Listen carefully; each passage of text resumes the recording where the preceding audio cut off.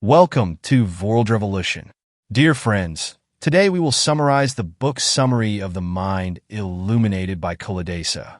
Please subscribe and like the video to support the channel, and join us as we delve deeper into the mind. Introduction. My purpose in writing this book was to create a detailed and comprehensive meditation manual that is easy to use. Direct knowledge of the true nature of reality and the permanent liberation from suffering describes the only genuinely satisfactory goal of the spiritual path. To help you progress as a householder, I offer you a clear map of the process that describes the whole journey, step by step, what needs to be accomplished at each stage and how to do it, what things are better left until a later stage, and what pitfalls should be avoided. Awakening from our habitual way of perceiving things requires a profound shift in our intuitive understanding of the nature of reality. Awakening is a cognitive event, the culminating insight in a series of very special insights called vipassana. The insights called vipassana are not intellectual. Rather, they are experientially based, deeply intuitive realizations that transcend and ultimately shatter our commonly held beliefs and understandings. If you take your time, studying the ideas and putting them into practice, you'll overcome psychological challenges, experience extraordinary states, and learn to use your mind with amazing proficiency. You'll discover an unprecedented inner calm and gain a deep understanding, even a direct experience of ultimate truth. An overview of the 10 stages. The more clearly you understand the stages and why they happen in the order that they do, the quicker and more enjoyably you will walk the path toward happiness and freedom. The secret to progress is working with the specific obstacles and goals appropriate to your current skill level. Diligent daily meditation combined with occasional longer periods of practice will be enough for success. The novice, stages 1 through 3. The skilled meditator, stages 4 through 6. The transition, stage 7. The adept meditator, stages 8 through 10. In reality, all we're doing in meditation is forming and holding specific conscious intention, nothing more.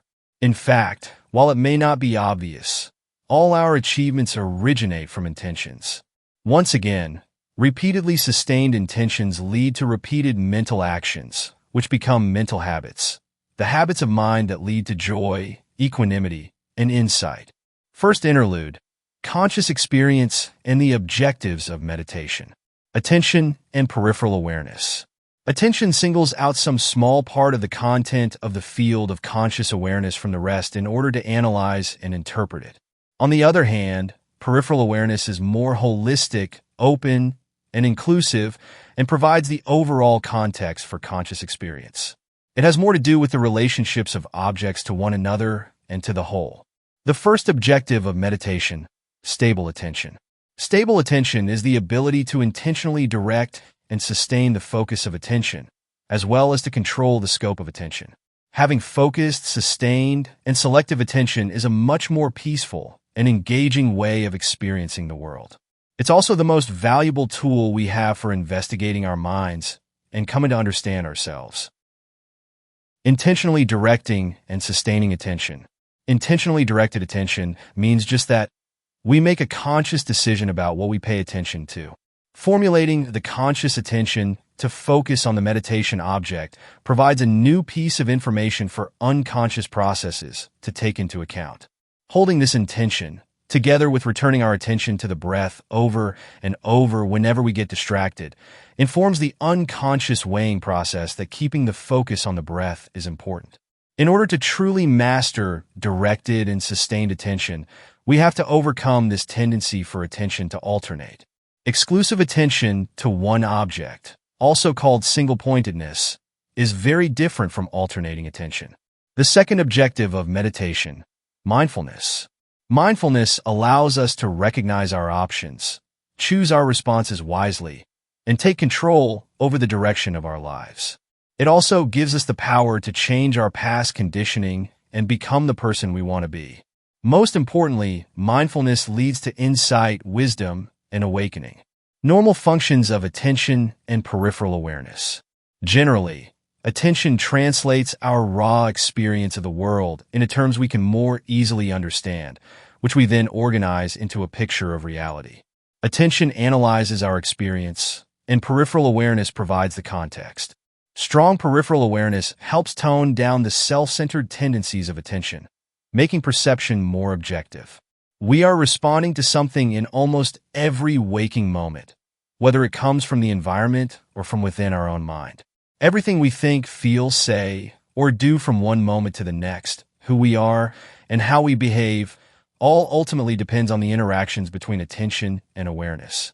When attention focuses intensely on an object, the field of conscious awareness begins to contract, and peripheral awareness of the background fades. In this state, awareness can no longer ensure that attention is directed to where it's most necessary and beneficial.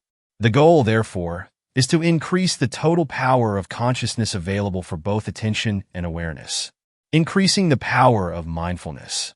Increasing the power of consciousness isn't a mysterious process. You simply do exercise where you practice sustaining close attention and strong peripheral awareness at the same time. This is the only way to make consciousness more powerful. Stage 1. Establishing a practice. Practice goals for Stage 1. There are 2 goals for Stage 1. First, you'll learn how to prepare for practice and to use a simple method to enter meditation gradually. Second, and more important, is to establish a consistent daily practice where you meditate to the best of your ability throughout every session. The meditation object. Although you can choose just about anything, the breath is ideal for cultivating attention and mindfulness. First, the breath is always with you. Second, it allows you to be a completely passive observer. Relaxation and happiness play an important role in the process of training the mind. Step 1. Focus on the present. First, close your eyes and spend a few moments becoming fully present. Take in everything presented to the senses. A helpful phrase to remember when dealing with distractions of any kind is, let it come, let it be, let it go. Step 2. Focus on bodily sensations. Once you have become fully present with every kind of sensory stimulus, limit your attention to bodily sensations. Step 3. Focus on bodily sensations related to the breath. As you sit quietly observing the body, your attention will naturally gravitate toward the sensations of movement produced by breathing, since little else changes while sitting quietly. Step 4. Focus on sensations of the breath at the nose. Now direct your attention to the sensations produced by the air moving in and out of your nostrils, counting as a method to stabilize attention. Your goal will be to follow the sensations continuously for 10 consecutive breaths. Try this. Consider the beginning of the out-breath as the start of the cycle. Another approach is to silently say the number during the pause at the end of the out-breath. This fills the gap and helps keep the mind on task. Once you've succeeded in counting to 5 or 10, keep observing the breath sensations, but stop counting. Creating solutions. The simple act of consistently sitting down and placing your attention on the meditation object day after day is the essential first step from which everything else in the 10 stages flows. The more you succeed in seeking out the pleasant aspects of meditation, the more motivated you'll be and the more you will look forward to practicing. I suggest 15 or 20 minutes each day for the first week or 2. Then, increase the length of your sessions in 5-minute increments weekly or every few days until you reach 45 minutes. I strongly recommend at least one daily 45-minute sit as a minimum. Joyful effort and diligence are the right attitude. With spiritual practice in general, and meditation in particular, small measures repeated consistently produce huge results. Second interlude, the hindrances and problems. 1. Worldly desire. Worldly desire, sometimes called sense desire, is when we pursue, delight in, and cling to the pleasures of material existence. This also means desiring to avoid their opposites. That said, meditation doesn't involve repressing worldly desires. It gives us direct, experiential insight into the many ways that desire leads to pain and anxiety. This insight frees us from being ruled by desire, so we can cultivate its opposite instead, non-grasping and equanimity. 2. Aversion. Aversion, sometimes called ill will, is a negative mental state involving resistance. Its most extreme form is hatred, with the intent to harm or destroy, but any compulsion to get rid of or avoid unpleasantness, no matter how subtle, is aversion. Simply put, there's little if any room for negativity in a mind filled with bliss. This is one of the reasons it's crucial to always seek out pleasurable feelings and encourages positive mental states during practice. 3. Laziness and lethargy. Laziness mostly appears as procrastination. Its counterpart, lethargy, is a tendency toward inactivity, rest, and ultimately sleep. Both involve a lack of energy. There are two antidotes to laziness and lethargy.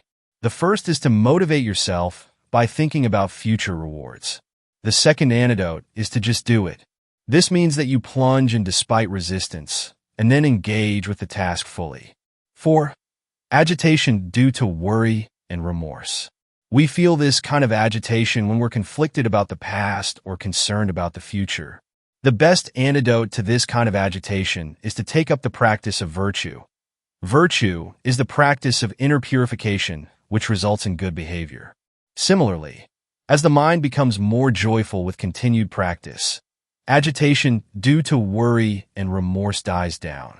Joy overcomes worry because it produces confidence, optimism, and the certainty that one can handle whatever challenges life may present. 5. Doubt. Doubt is healthy and valuable when it motivates us to question, investigate, and try things for ourselves.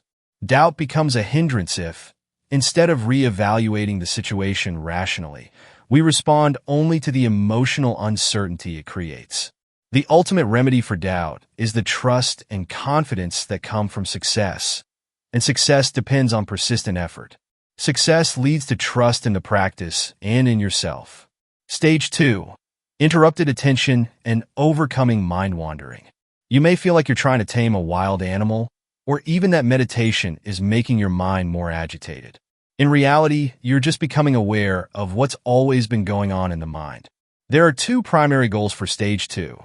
Shortening the periods of mind wandering, and sustaining attention on the breath for longer periods. The problems of forgetting and mind wandering. Forgetting means we forget the meditation object, as well as our intention to focus on the breath. Mind wandering is what happens when after you've forgotten what we were doing. The mind will wander from thought to thought, often for a long time, before we wake up to what is happening. We place our attention on the breath, but the mind produces distractions. By cultivating stable attention, meditation calms the wandering mind and creates inner peace. When attention is accompanied by greater awareness, we have strong mindfulness, meaning we can refocus and stabilize our attention wherever and whenever it's needed. Awakening from mind wandering. A critical moment occurs during mind wandering when you suddenly realize you're no longer observing the breath. You abruptly wake up to the fact that you weren't doing what you had intended. Even though you were preoccupied with something else, some unconscious part of your mind made you consciously aware that you were supposed to be attending to the breath. It happens unconsciously, but when the findings become conscious, you have an aha moment of introspective awareness. Cherish your epiphany and encourage yourself to have more of them. Conscious intention and affirmation powerfully influence our unconscious process. Directing and redirecting attention. You want to continuously cultivate your ability to intentionally direct attention to any object you choose, regardless of its intrinsic interest. This is how directed attention leads to stable attention. Focusing on the meditation object without losing peripheral awareness. Don't try to limit peripheral awareness. Instead, to cultivate mindfulness, do just the opposite. Allow sounds, sensations, thoughts, and feelings to continue in the background. You are not in control of your mind. Even the simplest instruction, like keep your attention focused on the breath, reveals how the mind, in a sense, has a mind of its own. Calming the monkey mind.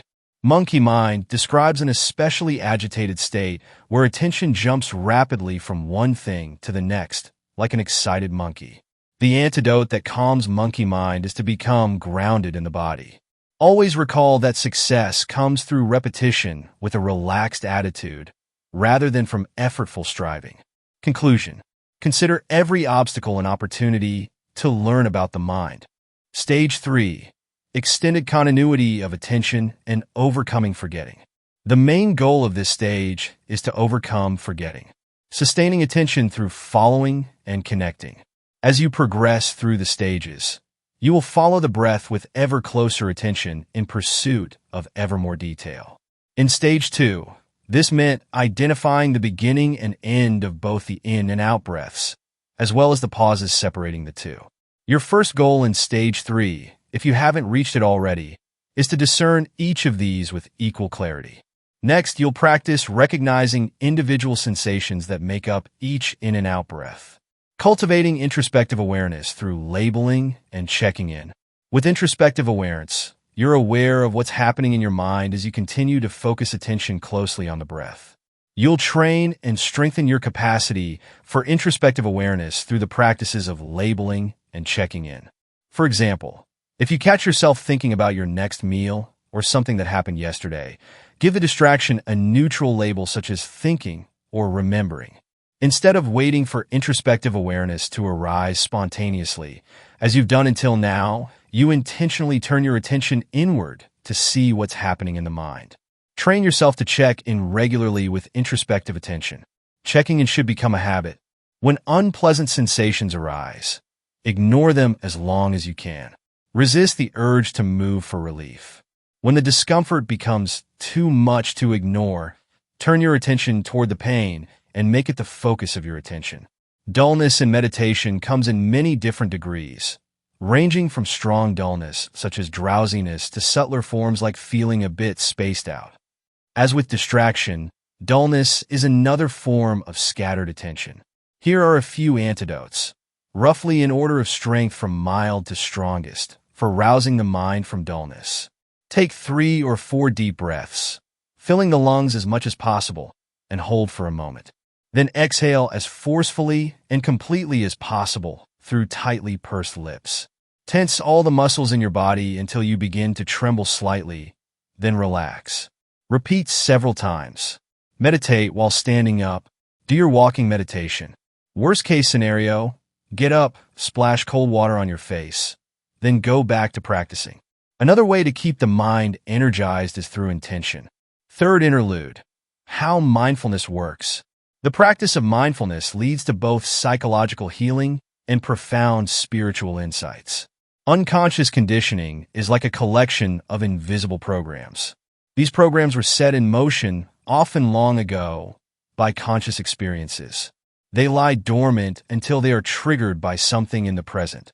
When that happens, we often get so focused on the triggering event and our own emotions that these unconscious programs don't take in any new information about the current situation. That's why they don't change. The practice of mindfulness works because it provides new information to these programs. Level 1. Moderating behavior.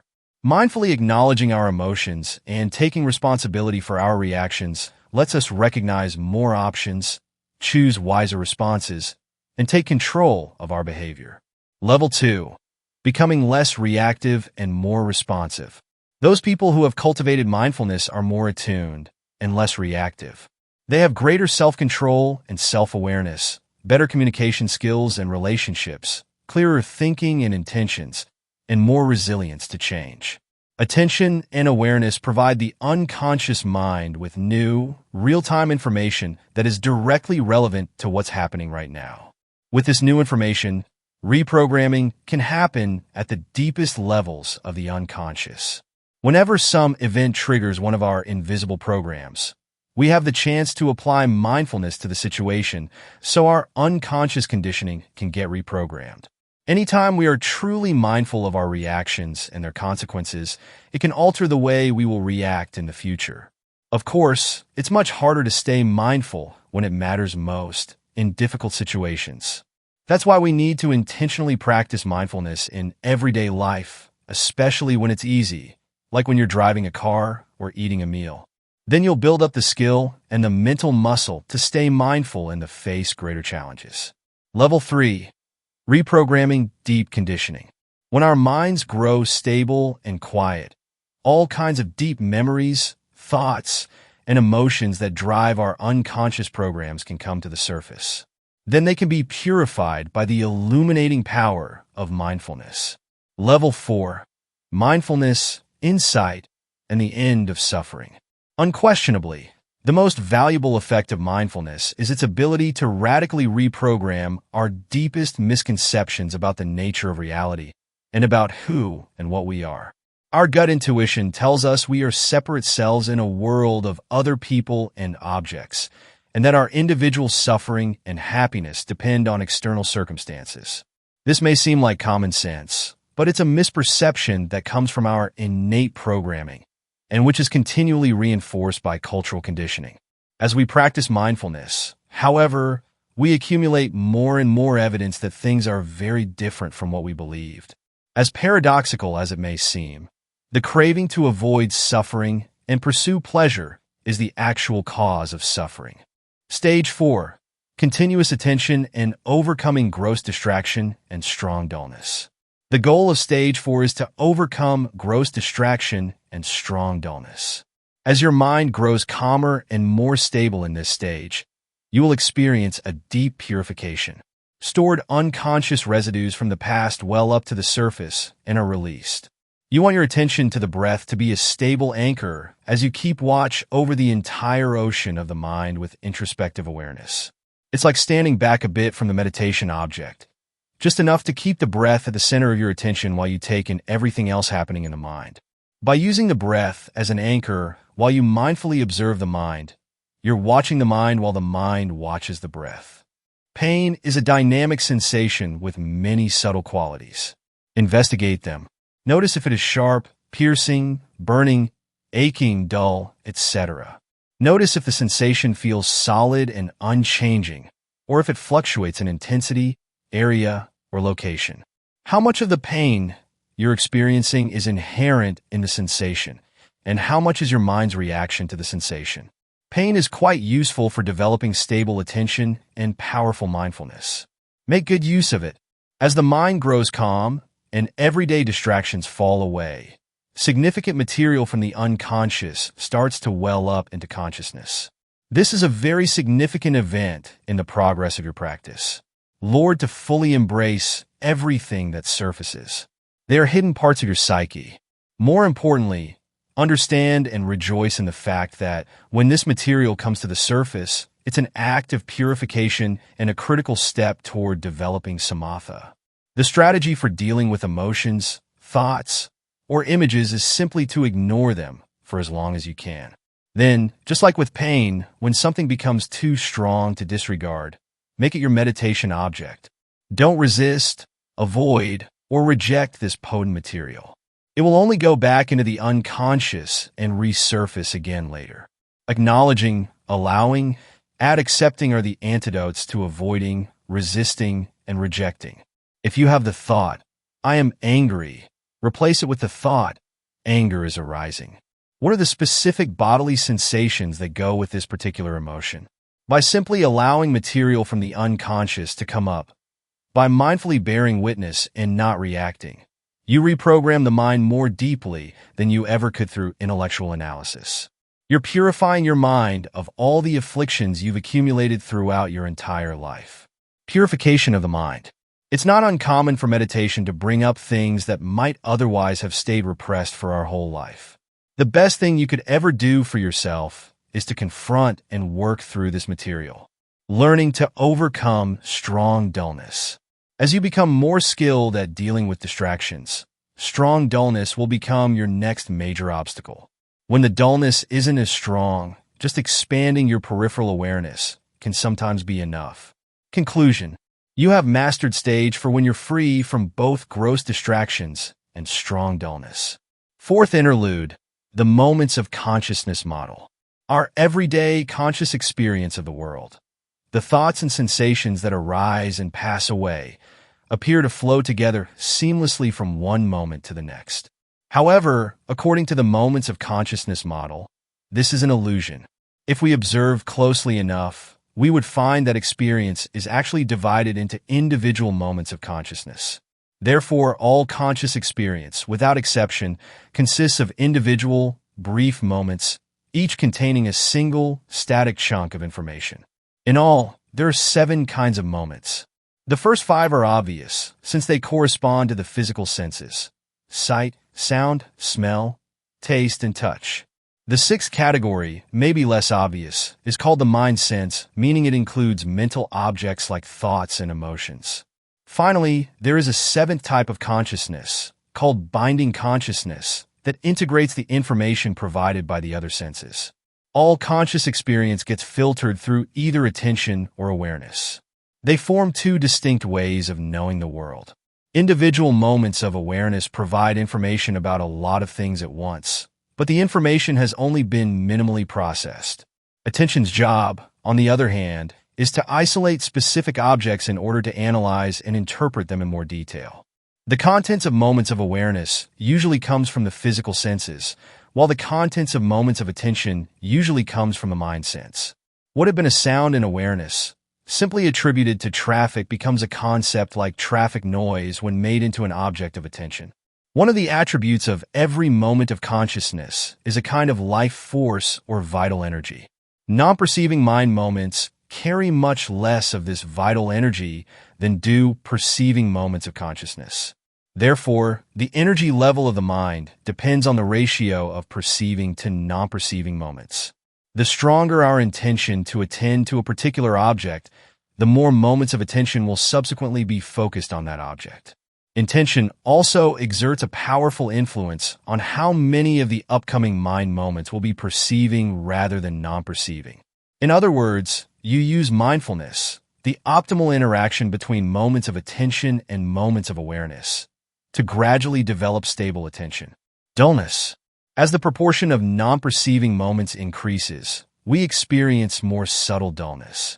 A strong intention to perceive in every moment of consciousness is the real antidote to dullness in meditation. Stage 5. Overcoming subtle dullness and increasing mindfulness. The goal of Stage 5 is to overcome subtle dullness and increase the power of mindfulness. Overcoming subtle dullness. Subtle dullness has three characteristics. 1. The vividness and clarity of the meditation object decline. 2. Both extrospective and introspective peripheral awareness fade. 3. There is a comfortable, relaxed, and pleasant feeling. We need to learn to identify these characteristics in order to know when subtle dullness is growing deeper. Dullness of any kind is always pleasant, except when we actively resist. Consider things like alcohol, drugs, and forms of mindless entertainment. These all provide a much sought-after kind of pleasurable dullness. We become relaxed and pleasantly numb. Fifth interlude, the mind system. The mind system model, however, recognizes that consciousness is only one part of the mind, a much smaller part, actually, than the unconscious. Once again, all moments of consciousness have intentions associated with them. Intentions that we may experience consciously as an impulse towards some mental, verbal, or physical action. The unconscious minds. The unconscious part of the mind system is divided into two major parts, the sensory mind and the discriminating mind. The sensory mind processes information from the 5 physical senses. In contrast, the discriminating mind, the greater part of which is called the thinking/emotional mind, produces moments of consciousness with mental objects, such as thoughts and emotions. It's the part of the mind where reasoning and analysis occur.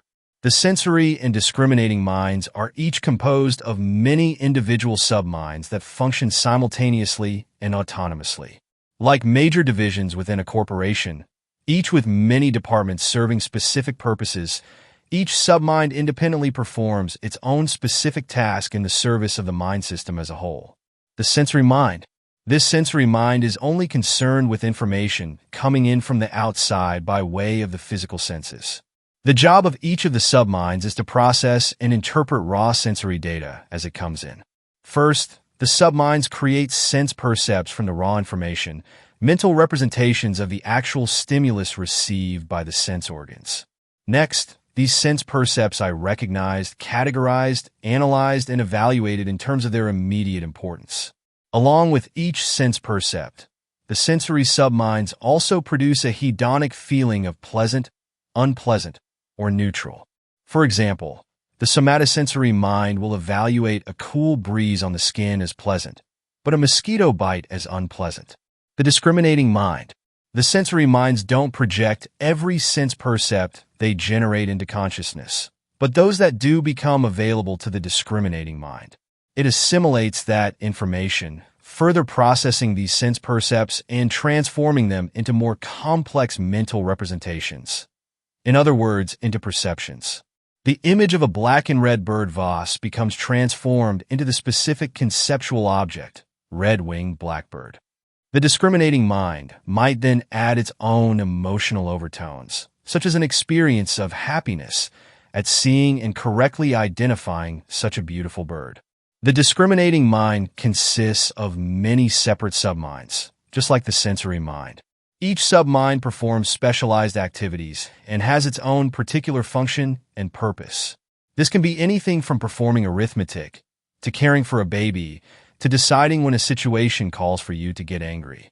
Each submind only takes from consciousness the information relevant to its particular job and ignores the rest. After the selected information has been discriminated and recombined in various ways, the result may be projected back into consciousness. As each submind requires more and more information relevant to its purpose, it organizes that information into its own continuously evolving model of reality. Each submind also evaluates all new information and produces hedonic feelings of pleasure or displeasure in response. These hedonic feelings in turn trigger craving in the form of desire or aversion. All of this becomes the source of intentions that produce mental, verbal, and physical actions in an attempt to satisfy desire and aversion. Different parts of the mind may have different agendas. We experience this as internal conflict over what to do in a given moment. One part of the mind wants to meditate, but other parts would prefer to have a drink, read a book, nap, or engage in a sexual fantasy. These conflicting desires are evidence of different subminds functioning independently within the discriminating mind. Each of these subminds wants you to be happy, but each has a different idea of the best way to do that. The activities of the sensory and discriminating subminds don't just determine what sensations we perceive or what thoughts and emotions arise in consciousness. They also dictate the movements of attention. The level of activity of the sensory subminds depends on how much external stimulation is present. On the other hand, the discriminating subminds remain continuously active, even during sleep. For example, say you forget where you left your wallet, or you can't think of a specific word, no matter how hard you try. You give up and go do something else, then suddenly minutes or hours later, the answer pops into your head.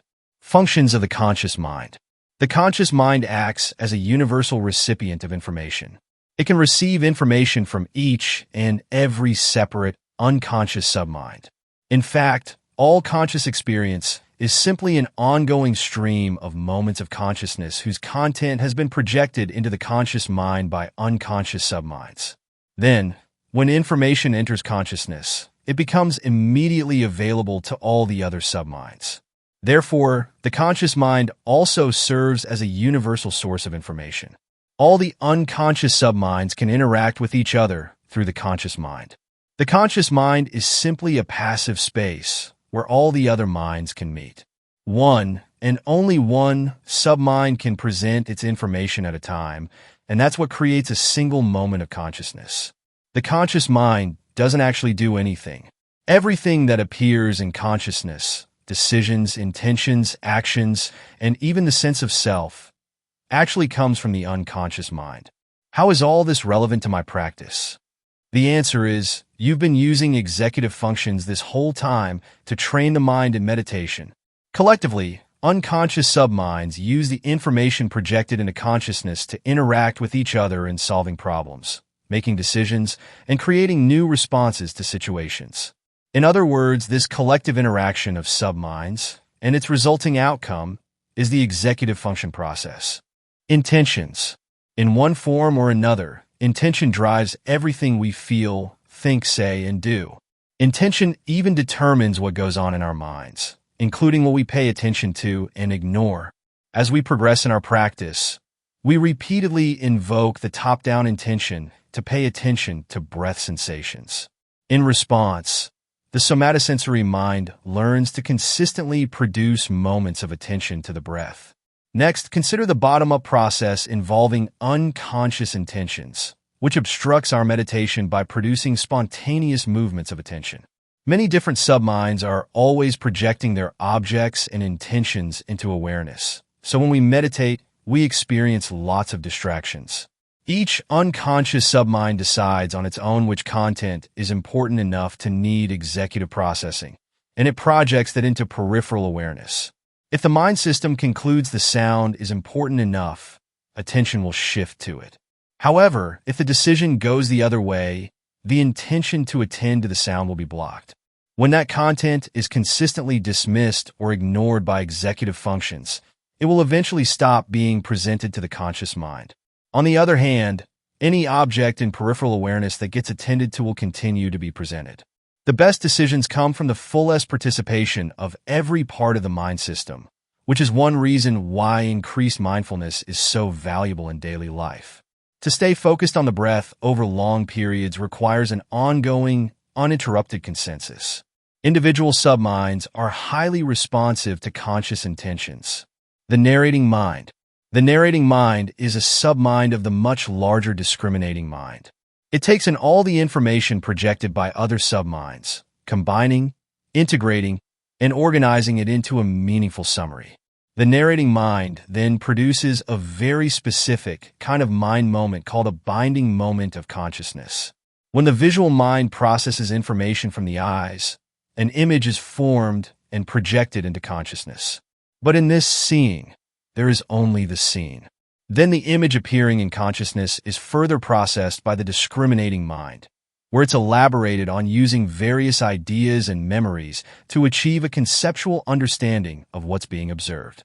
The image may be recognized as an aureole, for example. The narrating mind then assimilates these events, weaving them together into a series of causally connected episodes. I saw it, I recognized it, I enjoyed it. That information is projected back into consciousness, where it becomes available to the other subminds. The sense of self and other. The I of the narrating mind is nothing more than a fictional but convenient construct used to organize all the separate conscious experiences occurring in the mind system. Our very concept of self is none other than this narrative I, the center of gravity that holds the story together. Likewise, it is another imaginary construct of the narrating mind, a convenient fiction imputed to exist in order to link the different parts of the story together. The truth is we never actually experience any entity corresponding to it. All that was experienced were the image, concept, hedonic feeling, and any emotion that arose in consciousness. The narrating mind uses this I-it, or self-other structure to organize the information coming from the many different subminds in a meaningful way. But the discriminating mind assumes the I and the it are actual entities, concretizing the self-other construct so it seems real and substantial. Thus, the narrating mind's fictional I becomes the discriminating mind's ego self, and the it is seen as the cause for the hedonic feelings and emotions that arise. That fundamental misperceptions leads to the generation of intentions rooted in desire and aversion. The enduring sense of self. Meditation is all about investigating your actual experience. So, I invite you to notice how, when something happens, the I gets imputed only after the fact.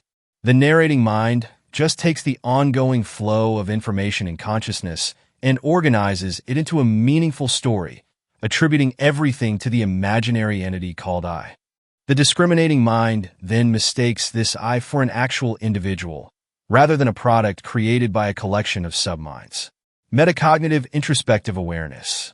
Introspective awareness means being aware of the mental objects appearing in peripheral awareness, such as thoughts, feelings, ideas, images, and so forth. Metacognitive introspective awareness is the ability to continuously observe not just mental objects, but the activity and overall state of the mind. The results are astounding. The mind system creates an entire world from its own mental representations, which it constantly adds to and revises. It assembles a vast and complicated web of views about the nature of reality and the self. And through the processes of learning, reinforcing behaviors, and developing new motor skills when needed, it acquires more and more automatic programs for doing things. Particularly important are the powerful feelings of happiness and contentment that arise as the mind system begins to work together as a more cohesive, integrated, and harmonious whole. This is called unification of mind. Stage 6. Subduing subtle distractions. The goal of Stage 6 is to subdue subtle distractions and develop metacognitive introspective awareness. You subdue subtle distractions by not giving them the energy of your attention. Conscious intention. Conscious intention is the key to developing exclusive attention. Simply hold the intention to observe all the fine details of the meditation object. At the same time, hold the intention to ignore everything else. That's it.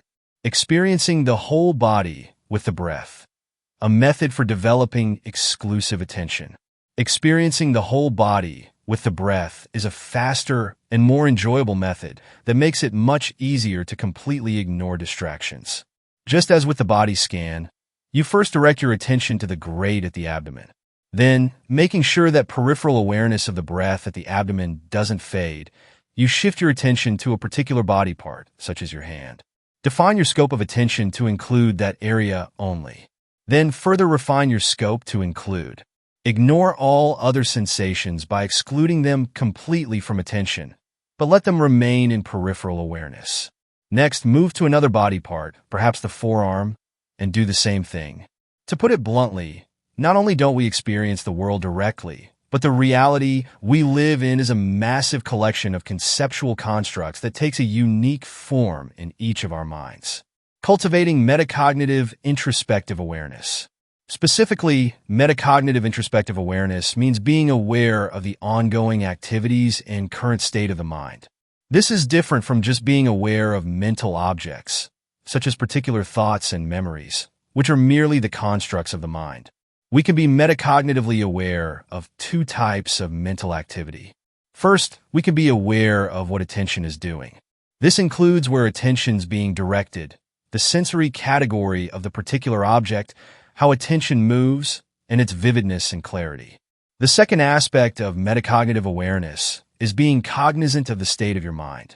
This refers to its clarity and alertness, the predominant emotion, hedonic feelings, and the intentions driving your mental activity. Metacognitive awareness and the narrating mind. Holding a strong intention to be an objective observer of your own mind causes the narrating mind to increase its formation of binding activity, thus producing more moments of metacognitive awareness. Meditative absorptions are flow states that occur in meditation and are traditionally referred to as jhana. Sixth interlude, the stages of an adept. The real point of adept practice is reshaping your mind into a powerful instrument capable of the kind of investigation that produces insight and awakening. An overview of the unification process. Stages 7 through 10 involve a profound unification of the mind. The many discriminating and sensory sub-minds start working together in harmony. This unification is what gives rise to samatha, pacification of the senses and meditative joy. As the mind grows more unified, you will experience both complete pacification of the senses and the arising of meditative joy. Once the bodily senses are fully pacified, there will be a dramatic change during meditation in how you experience ordinary bodily sensations, proprioception, and the mental image you have of your body. But the most constantly reported experience is one of perfect stillness accompanied by a wonderful sense of comfort and pleasure that uniformly pervades the body. As the visual sense becomes pacified, however, an inner illumination typically arises, which eventually dominates our visual field, replacing all other mental imagery. Our usual awareness of external noises, inner dialogue, remembered or imagined sounds, or tunes in the head gets replaced by a kind of white noise. Piti is a Pali term often translated as ecstasy, delight, or rapture. Not everyone experiences all the transitional grades of piti. What matters most is making the mind into a serviceable instrument for achieving insight. Purification of the mind. The body and mind are not distinct, but rather make up a complex, interconnected whole that can be called the body-mind. Sadness makes us pessimistic, lacking in confidence, and consequently we worry about all kinds of things. As insight accumulates, your understanding of yourself in relationship to the world changes. There are 5 key insights that lead to awakening: impermanence, emptiness, the causal interdependence of all phenomena, the nature of suffering, and the illusoriness of a separate self. The fifth, insight into no self, is the culminating insight that actually brings awakening. Stage 7. Exclusive attention and unifying the mind. Stage 7 is about the transition from being a skilled meditator to an adept meditator, one who can consistently achieve and effortlessly maintain exclusive attention and powerful mindfulness. Effortless requires complete pacification of the discriminating mind, which is also the essential first step in unification of mind. Until there is unification, unconscious subminds continue to be at odds with each other, creating instability. Habituating the mind to exclusive attention. Constant repetition habituates the discriminating mind to exclusive attention and increasingly powerful mindfulness until we have the experience of complete pacification and effortlessness. Whenever we sustain exclusive focus, the mind system's executive functions are overriding the intentions of other subminds. This override trains unconscious subminds of the discriminating mind not to project their content into consciousness. So, diligence underlies both vigilant introspective awareness, as well as the effortful intention needed for exclusive attention. But what truly produces effortlessness is the fact that unconscious subminds no longer try to take over. Effortlessness means attention is placed on the object and stays there because there's nothing in the background trying to draw it away. Then, and only then, is there complete purification, meaning diligence, effort, and vigilance can cease. This can be a dangerous time for your progress because of boredom and doubt, but it's easier to tolerate if you understand what's going on and are expecting it. But the real antidote is confidence in your abilities and trust that it's a process that just takes time to mature. Observe the three primary forms that thought takes: self-talk, visual images, and kinesthetic feelings. Unification of the discriminating mind and recognizing effortlessness. Through the pacification process, subminds of the discriminating mind start coming together around the common intention to focus on the sensations of the breath. With this growing consensus, there are fewer dissenting subminds to project distracting mental objects into peripheral awareness. Letting go is the best way to discover if the time is right to drop all vigilance and effort. If distraction or dullness returns, you know you need to keep making effort. However, if exclusive attention continues, mindfulness remains strong, and joy and happiness arise, you've achieved effortlessness. Seventh interlude, the nature of mind and consciousness. As you progress through the higher stages, the entire mind system continues to unify, becoming ever more cohesive and harmonious, and ever less fragmented and conflicted. This process has three profound effects. Mindfulness keeps improving, as does the magic of mindfulness. Deep unconscious material rises to the surface, allowing for further purification, and profound insight becomes more likely. Increasing the power of mindfulness. From stage 7 on, the quality of mindfulness improves dramatically. We can easily see how mindfulness can keep increasing in power into stage 8 and beyond. As more subminds unify around a particular conscious intention, the audience for the contents of consciousness grows larger. This also helps us understand why a martial artist or an athlete in the zone can be totally alert, but still not have the mindfulness of an adept meditator. Only a limited number of subminds are involved in fighting an opponent or running for a touchdown. When the fight is over or the athlete leaves the field, the cacophony of conflicting subminds resumes. For an insight experience to actually reprogram our intuitive view of reality, the relevant information must reach a large enough audience of subminds. What makes a mere insight experience into a transformative insight is how many subminds of the mind system share in the experience. How a cessation experience becomes transformative insight. A cessation event is where unconscious subminds remain tuned in and receptive to the contents of consciousness, while at the same time, none of them project any content into consciousness. Then, consciousness ceases completely. During that period at the level of consciousness, there is a complete cessation of mental fabrication of any kind, of the illusory, mind-generated world that otherwise dominates every conscious moment. The subminds of the discriminating mind have the insight that everything ever known, including the self, was nothing but a fabrication of the mind itself. The subminds of the sensory mind have a slightly different insight. The only kind of information that ever appears in the mind that isn't purely mind-generated is the input coming to them directly from the sense organs. Every submind tuned into consciousness during cessation must assimilate the event into its own representation of reality. As with any insight experience, the new information forces a reprogramming of how all future experiences are interpreted and responded to. Realizing that all phenomenal experience, including the self, are mental constructs and therefore empty of any real substance, radically transforms how the mind functions. The more subminds are tuned in during the event, the stronger the understanding will be. It's not that hard to acquire a conceptual grasp of these truths. But only insight can establish this understanding at a deep, intuitive level. If the mind was completely unified, then every submind within the mind system would be affected simultaneously, and there would be a complete awakening of the entire mind system. However, if the mind was only partially unified, there are two possibilities: no transformation or incomplete transformation. The only reason the particular information exchange process we call consciousness is special is because we experience it subjectively.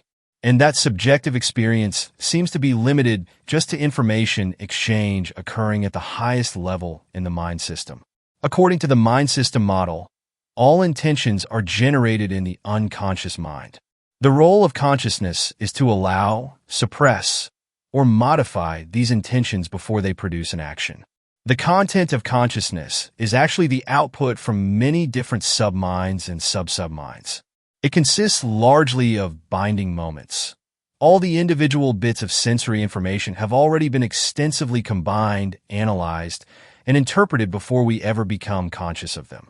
This means that our conscious experience of ourselves and the people, things, and events we know as reality is made up entirely of highly processed mental constructs.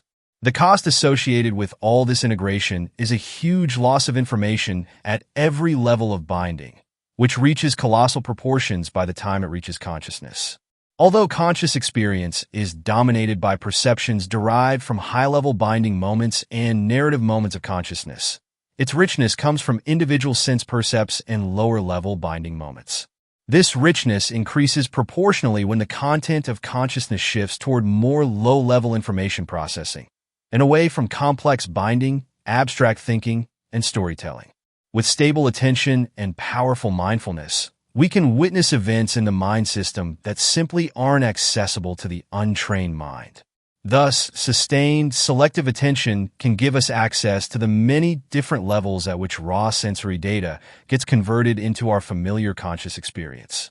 The exceptional power of awareness and attention then allows us to observe these different levels of information processing with great clarity. This type of information never becomes conscious except as part of rare drug experiences or brain injury, or in meditation. The nature of consciousness. The radical interconnectedness of the brain is what makes it so unique and powerful. Stage 8. Mental pliancy and pacifying the senses. The goal of Stage 8 is complete pacification of the sense and the full arising of meditative joy. You've mastered Stage 8 when your eyes perceive only an inner light, your ears perceive only an inner sound, your body is suffused with pleasure and comfort, and your mental state is one of intense joy. Meditation on dependent arising. In this meditation, you follow mental events as they occur in sequence. Specifically, consciousness of a sensation or thought contact is followed by an effective response, feeling, leading to desire or aversion, craving, then to the arising of an intention to act, becoming, and finally to the action itself, birth. The meditation on dependent arising can have a powerful transformative effect, especially when combined with the practice of mindful review, Appendix C. Meditative joy. Happiness is not an emotional state, but a specific feeling. The feeling of mental pleasure. Joy causes happiness and increases bodily pleasure. Joy seems to be the default state of a unified mind. With ordinary joy, the immediate trigger is the prospect of fulfilling some worldly desire, and the subminds of the mind system unify around that desire. Once some joy and happiness are present, absorption intensifies the joy and happiness, and a temporary but very strong unification results. When we repeat this often enough, our mind becomes habituated to unification, finding the still point and realizing the witness. You'll become aware of an even greater stillness at the core of your moment-to-moment experience. This is called the still point. As you keep observing, you may also discover the so-called witness, the subjective experience of a pure, unmoving, and unmoved observer who is unaffected by whatever is observed. Go to the still point, the place of the witness, with a question: who or what is this witness? Who is watching? Who is experiencing? The luminous jhanas. These are deeper than the whole body or pleasure jhanas, and are called luminous because the object of meditation used for entering the first jhana is the illumination phenomenon. This inner light is often called a nimitta. Jhana practice is essential to mastering stage 8. The nimitta must develop on its own. Entering first luminous jhana. It's a surrendering that draws the mind into the experience of the moment. The bliss of physical pliancy floods the body with pleasure, pervading and saturating it everywhere. First jhana is characterized by profound calmness, a clear, sharp perception of the nimitta as the object of attention, vitakka and vikara, an awareness of joy, pleasure, and happiness, piti sukha. The mind is, of course, in a highly unified state, ekaggata. The luminous jhanas are an extremely effective way of advancing your practice. Getting stuck. The antidote to aversion is deliberately cultivating love, compassion, patience, generosity, and forgiveness toward everyone, including yourself. The antidote to worry and remorse is practicing virtue in every aspect of your life. Stage 9. Mental and physical pliancy and calming the intensity of meditative joy.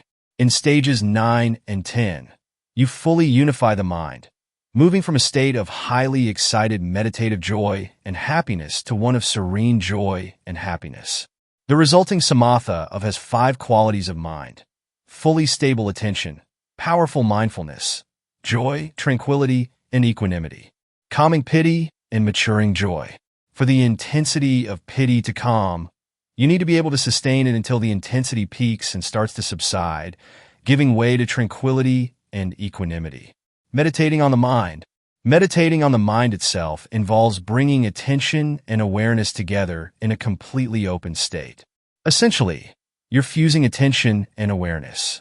To achieve this, you expand your scope of attention until it includes everything in your field of conscious awareness, both extrospective and introspective. You'll eventually have the sense that attention and awareness have merged and become indistinguishable. The holistic quality of awareness and the analytic precision of attention are both fully present. Insight, emptiness, and the nature of mind. By observing the nature of the mind in both its active and passive states, it eventually becomes clear that all objects of consciousness are constructs of the mind. All we've ever known is what the mind itself has produced. The mind creates its own reality, made entirely of cognitive emotional constructs produced in response to unknown and ultimately unknowable forces acting on the mind through the senses. The one thing we can be sure of is that the true nature of that unknown source is quite different from anything the mind projects. This is what is referred to as the emptiness of all phenomena. The mind is as empty as the objects that arise within it. With this further insight, it's no longer possible to believe in your mind as the self. The insight experience triggering this last insight is often a cessation event and, as with the cessation discussed in the 7th interlude, takes the form of a pure consciousness experience, or consciousness without an object. Our subjective experience of time stops. There is no sense of self in this experience, no witness, nothing. The more you engage in this practice, the deeper this insight will go, penetration bit by bit, ever deeper into the most hidden recesses of your psyche. It's especially important not to be deceived by mere intellectual understanding. Equanimity is non-reactivity to pleasure and pain. In other words, equanimity arises because you're already happy and satisfied. Stage 10. Tranquility and equanimity. The goal of Stage 10 is for the qualities of samatha to persist after you rise from the cushion. Therefore, the key to extending samatha in everyday life is to support joy and reinforce equanimity through mindfulness.